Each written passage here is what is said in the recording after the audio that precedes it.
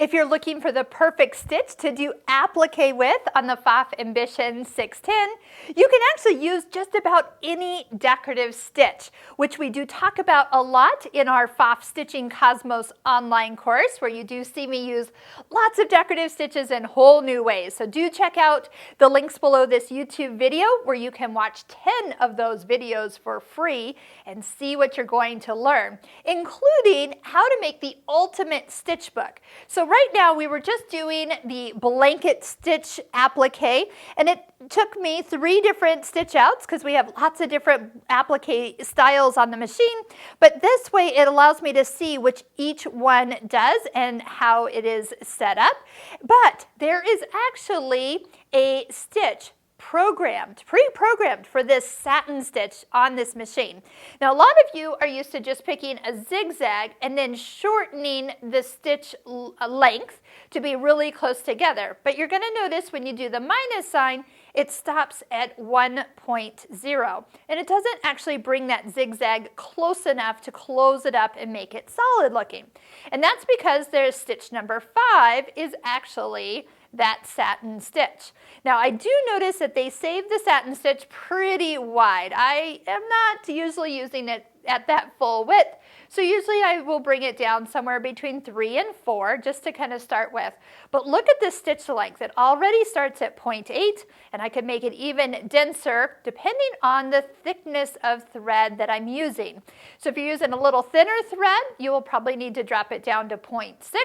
As long as you don't have to push it through the machine to make it actually flow, you could bring that stitch length down. Look at the foot. So I don't have foot 2A on right now. I was using a different foot. So I'm going to switch. And a reminder, 2A does not have that IDT cutout. So make sure if the IDT is engaged, you disengage it before putting that foot on. Keep in mind, you can actually get that foot on with that IDT attached. It just doesn't sew well at all. So when you're working with this, you do see that with the I for information touched, it shows you the foot. It shows you your tension could be reduced down to between 2 and 3. I usually pick the middle number of that recommendation.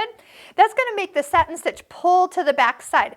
By making the top thread looser, that makes the bobbin thread tighter, and you get a prettier look on top. We do that for buttonholes. We do that for some of our decorative stitches, and it really makes a difference. So no IDT here, but stabilizer. Make sure you have some type of stabilizer underneath your fabric. That's what's going to make it turn out nice and smooth. This foot has a variety of red lines on it that can help you find where the best place is to guide this satin stitch. I'm going to use the start-stop button just to kind of see where I'm at, and I'm going to find that if I move the fabric a little bit more to the right, the goal is to have most of the satin stitch on your applique fabric with just the swing of the needle, the right needle, coming just off the edge of the raw edge. So I'm going to stitch this out, see how the satin stitching is looking, and then if I want to make it any wider, by the way, I can actually change that while I stitch. That is no problem at all. That makes it really easy to adjust as you go. And if you wanted to not have this clear part in front, look for an open toe foot from your Pfaff retailer, and then you can actually see every little bit of where that stitch is actually going. Let's take a look and see. Did we get the satin stitch close enough? Yes, it's actually pretty dense. I like the way it looked. This is where I made it a little bit wider. It could be one touch shorter, and it would really close this all the way up. I think that would look good. Let's just try it and see if we still have the settings where it will still go forward without piling up. Oh, I do like this. I'm going to go ahead and sew a little faster and see what it looks like. Wow, look at that solid satin stitch. This would be ideal. So play with your stitch length to work with the thickness of thread that you have. Make sure that after, if you lower the tension, that if you go back to regular sewing, you put it back.